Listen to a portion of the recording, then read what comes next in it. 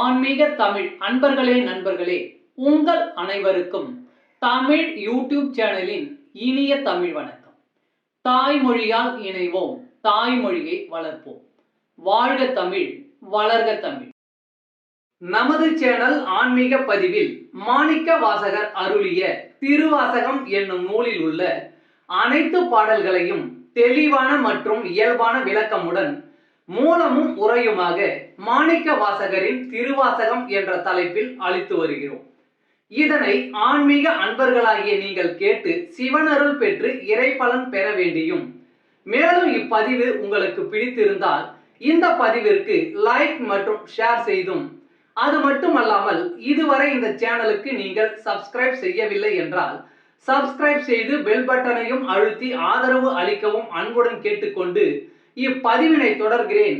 வாருங்கள், ஆன்மீக பதிவில் மாணிக்க வாசகர் அருளிய திருவாசகம் அறிவோம், அறிந்து தெளிவோம், தெளிந்து சிவன் அருள் பெறுவோம். ஓம் நம சிவாய. திருவாசகம் என்பது சைவ சமய கடவுளான சிவபெருமான் மீது பாடப்பட்ட பாடல்களின் தொகுப்பு ஆகும். இதனை இயற்றியவர் மாணிக்க வாசகர்.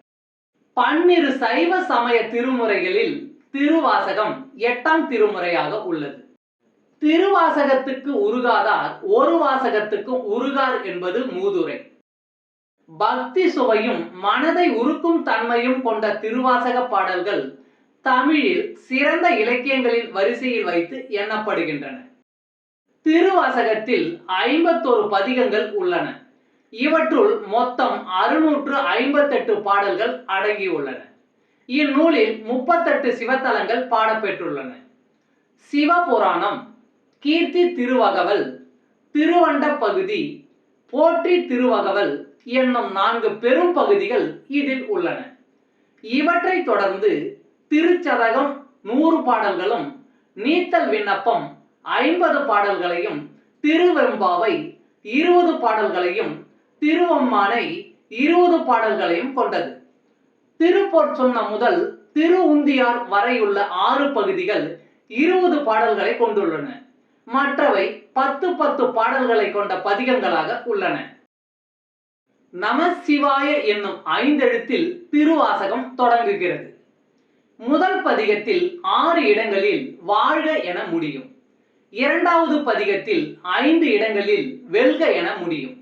3வது பதிகத்தில் 8 இடங்களில் போற்றி என முடியும்.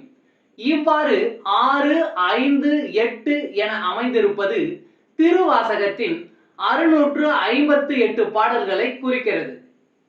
32வது வரியில் மெய்யே உன் பொன்னடிகள் கண்டென்று வீடுற்றேன் என பாடியிருப்பார்.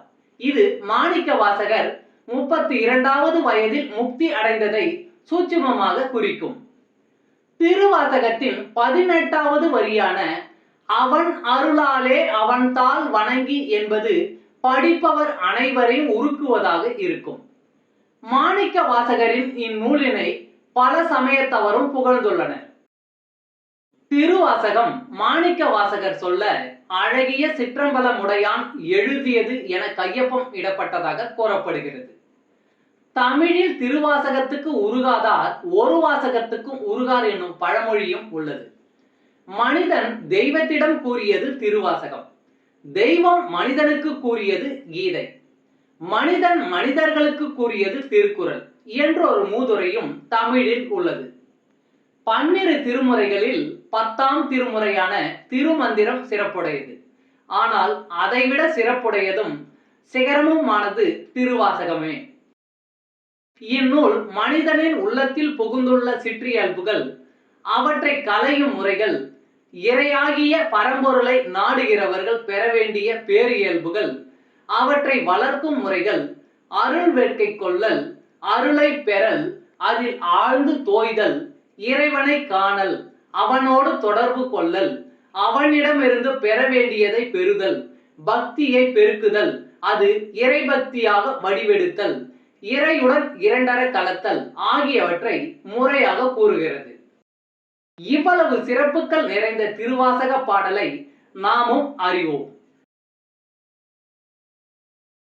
சிவபுராணம் பாடல் வரிகள் 74 முதல் 81 வரையிலான மூலமும் உரையும். நமசிவாய். திருச்சிற்றம்பலம். ஈர்த்தென்னை ஆட்கொண்ட எந்தை பெருமானே, கூர்த்தமை ஞானத்தார் கொண்டுணர்வார் தம் கருத்தின்.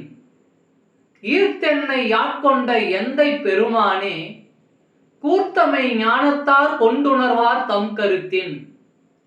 இதில் ஈர்த்து என்பது இழுத்து என்றும், கூர்த்த என்பது கூர்மையான என்றும் பொருளை உணர்த்தும்.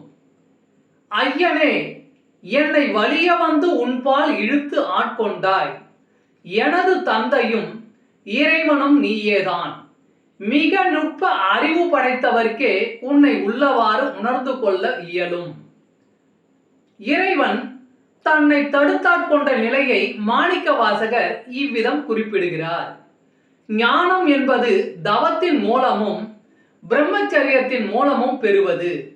தெளிந்த அறிவே ஞானம் எனப்படுவது. நோக்கரிய நோக்கே நுணுக்கரிய நுண்ணுணர்வே. நோக்கரிய நோக்கே நுணுக்கரிய நுண்ணுணர்வே. புறக்கண்ணால் காண முடியாத உன்னை மனக்கண் கொண்டு காணலாம். உணர்வதென்பது அவரவர் பண்பட்ட நிலையை பொறுத்தது. அழுக்கு நீங்கிய மனம் நுணுக்கமாய் அறியும். போக்கும் வரவும் புணர்வுமிலா புண்ணியனே. போக்கும் வரவும் புணர்வுமிலா புண்ணியனே. போக்கும் வரவும் உனக்கில்லை, ஒன்றுடன் சேர்க்கை என்பதும் உனக்கில்லை.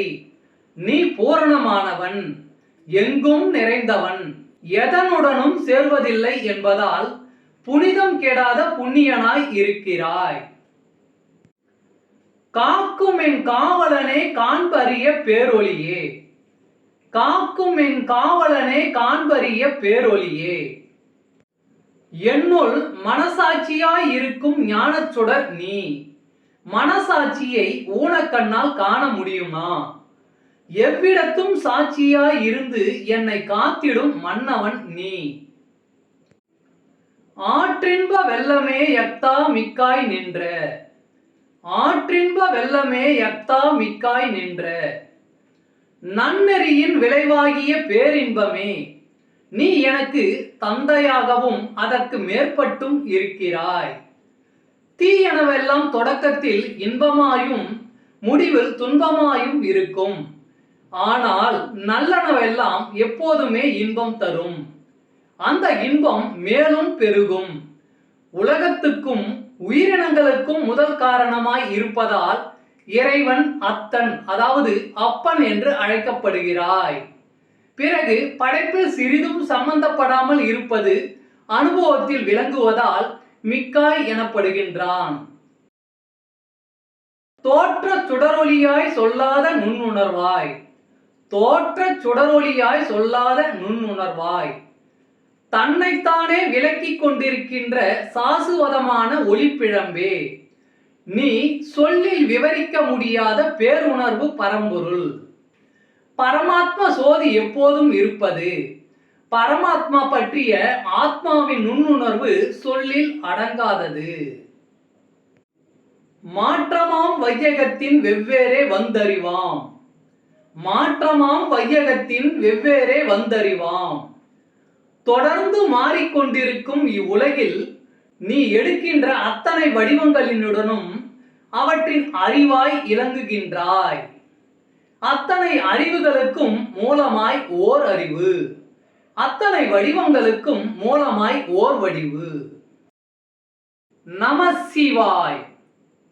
திருச்சிற்றம்பலம்.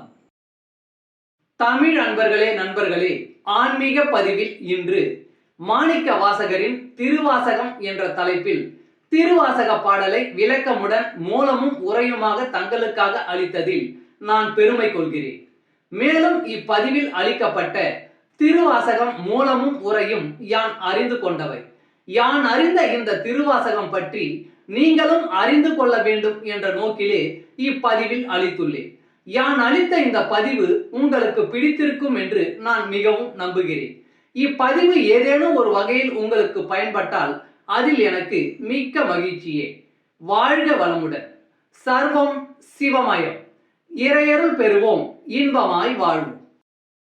அன்பு ஆன்மீக தமிழ் அன்பர்களே, நண்பர்களே, இவ்வீடியோ பதிவினை கேட்டு இன்புற்று ஆதரவு அளித்த அனைத்து தமிழ் உள்ளங்களுக்கும் எங்கள் உள்ளம் கனிந்த நன்றி. மேலும் இப்பதிவு உங்களுக்கு பிடித்திருந்தால் லைக் மற்றும் ஷேர் செய்தும், இதுவரை இந்த சேனலுக்கு நீங்கள் சப்ஸ்கிரைப் செய்யவில்லை என்றால் சப்ஸ்கிரைப் செய்து பெல் பட்டனையும் அழுத்தி ஆதரவு அளிக்கவும் அன்புடன் கேட்டுக்கொள்கிறோம். மிக்க நன்றி. அடுத்த பதிவில் உங்களை விரைவில் சந்திக்கும் வரை உங்களிடமிருந்து விடை பெறுவது தமிழ் யூடியூப் சேனல்.